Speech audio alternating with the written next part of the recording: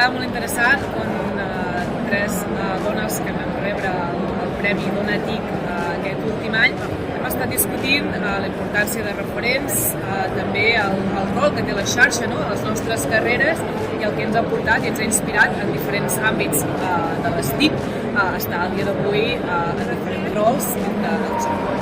Qui treballem a tecnologia pensem que som persones molt analítiques i en realitat el pensament normalment va en automàtic. Aquesta manera de pensar, que és automàtica, ens porta a errors.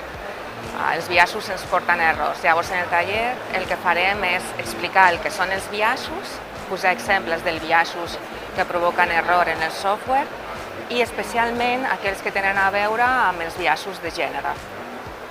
Veurem com solucionar aquests problemes i evitar riscos i també treballar en innovació.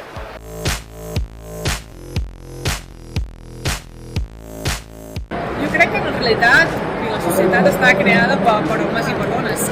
Si al nostre sector TIC no tenim aquesta diversitat, estem perdent la meitat del talent i crec que iniciatives com aquesta o els premis o altres iniciatives dintre de la secretaria són claus per inspirar a les noves generacions i crear referents propers, referents de carn i os, que les nenes d'aquí puguin veure que la seva veïna, la seva tieta, pot ser una d'aquestes persones i que elles en un futur també ho podrien ser i així crear un sector on hi hagi presència tant d'homes com de dones.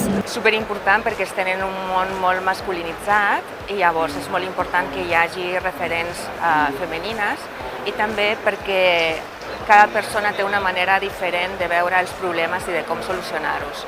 Llavors, que hi hagi dones i que hi hagi persones diverses sempre és molt interessant.